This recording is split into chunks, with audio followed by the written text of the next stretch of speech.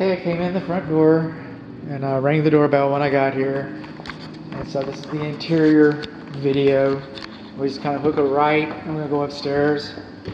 That's just kind of a method. And sometimes we have to, because of hallways and stuff, we have to backtrack a little bit. Sometimes we do that.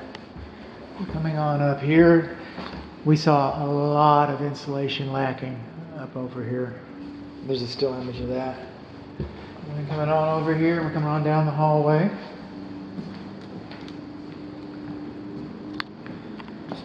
There's the, again, living room, for lack of a better description, or the wet bar. There it is. This is the common area. We got an infrared image of this all over here. This door goes into the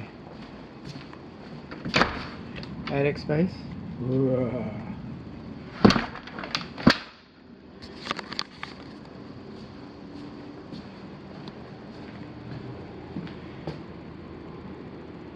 This is the west, east, northeast bedroom.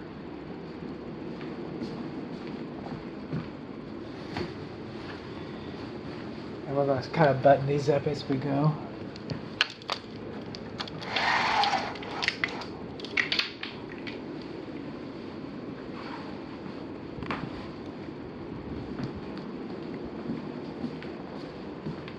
Turn everything off. All these doors were closed when I got here.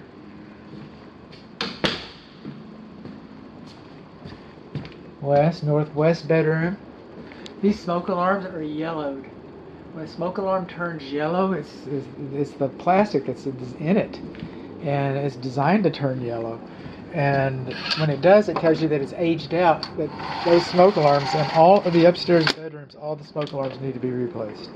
I did not operate the smoke alarms because this house has a ring type front door, and I see some Alexa's type devices. So I'm just taking it at face value that this is a smart house, and so I chose not to work the smoke alarms because of those reasons. But these are yellowed, and I do not see any carbon monoxide alarms in this home. So we do not have carbon monoxide alarms where they belong. And this bathroom door was closed, and we've been in the bathroom a couple times already.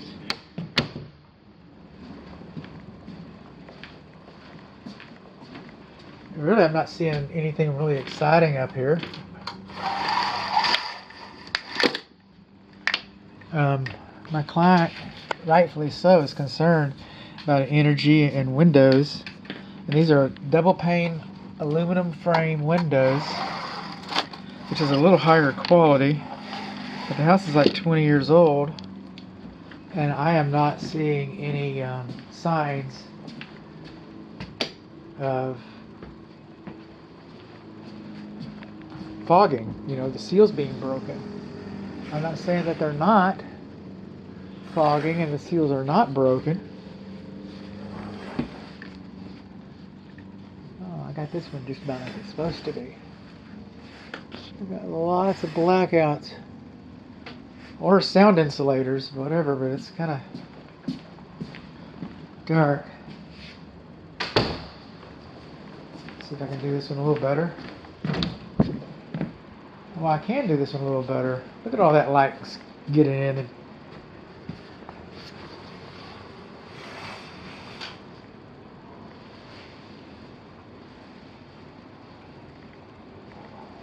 There we go.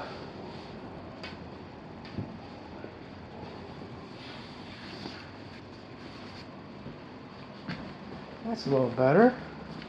All the thermostats are back where I put them.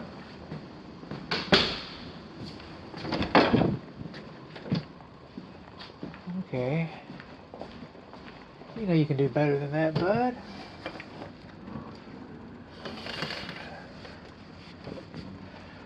This is how you inspect a house when it's dark and occupied. No way to miss anything that way.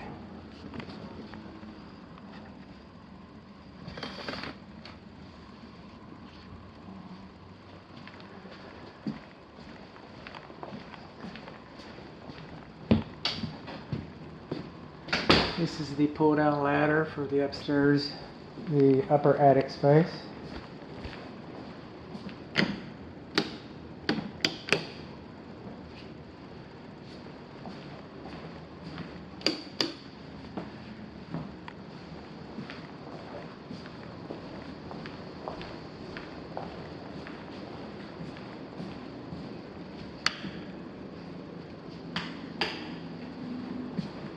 Okay.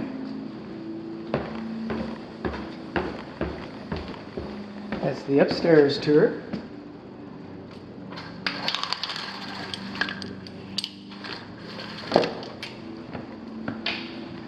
Now, all home inspectors are required to render an opinion about the foundation.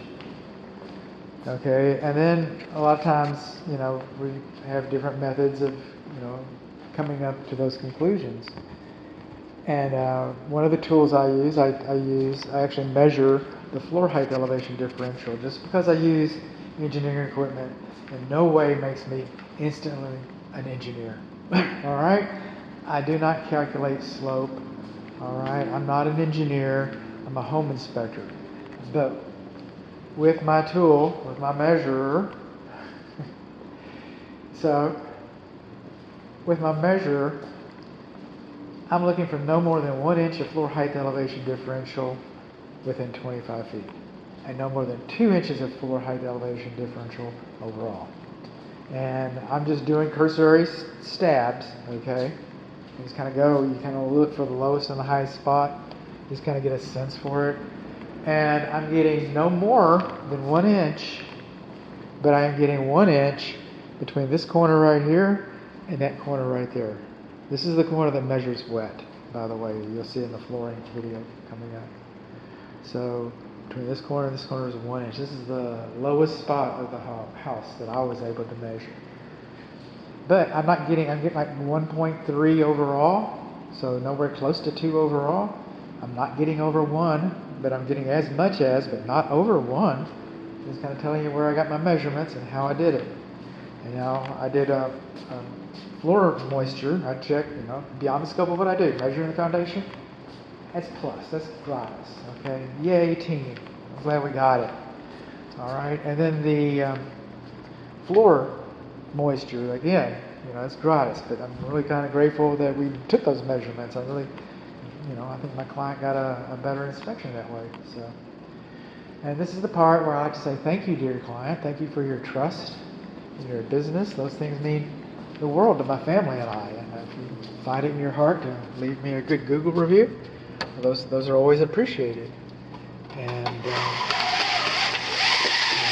all you people out there in YouTube land, all my 12 followers, there's a like button down here somewhere. And, you know, if you've got insomnia, I've heard that my smooth FM radio voice will lull you right to sleep. You know, so there's a subscribe or a follow or something like that down there. You can, you know, every little bit helps a small businessman like myself. We got a little air gap right here by the front door. And we just, oh no, we're not doing that. We're doing that. Tidying it up as we go. Yeah, we are.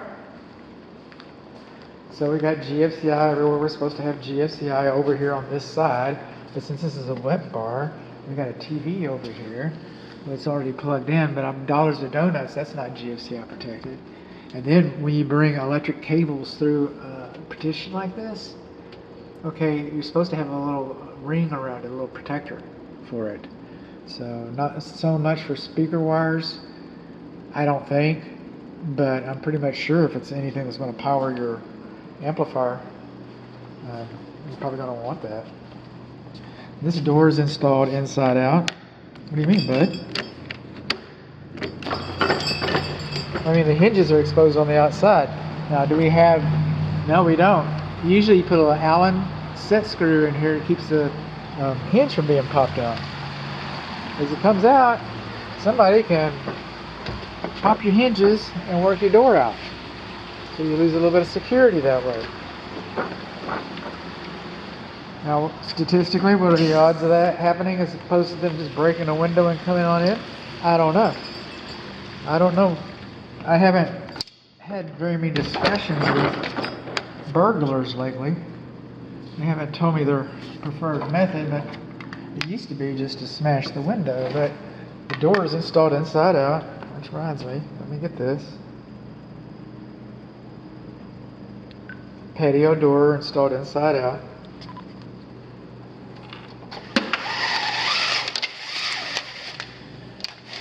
And then we come over here, and this freezer's been on. I've been tripping GFCIs and resetting GFCIs. It doesn't have a light on it, so just, you know, if nobody opens it, I can hear the motor running. Can you?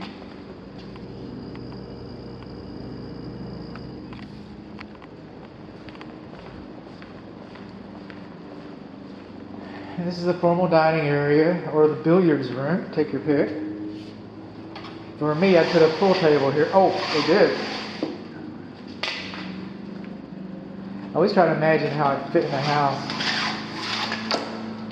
I kind of expect it as if I was buying it for myself.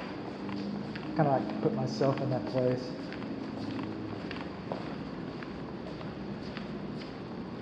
And back would be the den. Now it's the living room. I'm not sure how it works.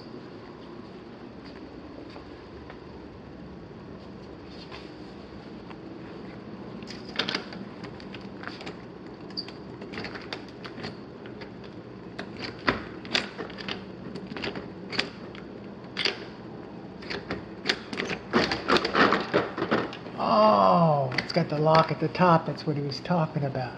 My client was talking about this. I remember that conversation. Yeah, it's probably to keep the little hands from coming out. You still want self-closing, still want self-latching. And that is a dirty window. Yeah, that's about the way I imagined it when we discussed it on the telephone. Sir?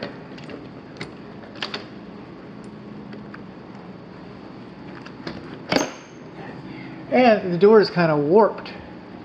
And that's why that's there. Warped door with the mystery latch. Yeah, the door's kind of warped there.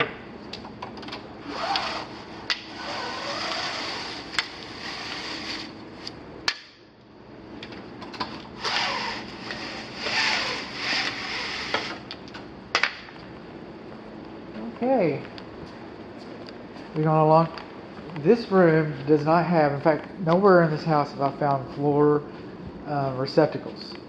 And obviously they came up through the floor to deliver power to the island. So there's that. There's a floor receptacle there. If you move the island out, you would have power in the slab. Or not. I mean, I'm not telling you to move anything. In this room, however, there is no power in the slab. All these chairs are powered by extension cords. So if you see this as a design idea and you think to yourself, well, I know we could put a lamp over there because they had one of those electric chairs over there. Well, they did have an electric chair over here, but it was powered by an extension cord.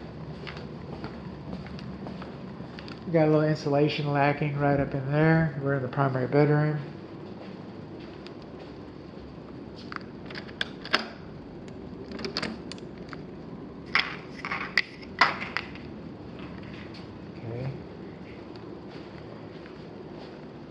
Done. Yeah, it's all over this house.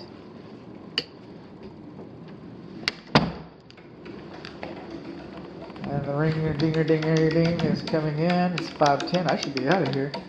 It's primary bathroom. We've already done this.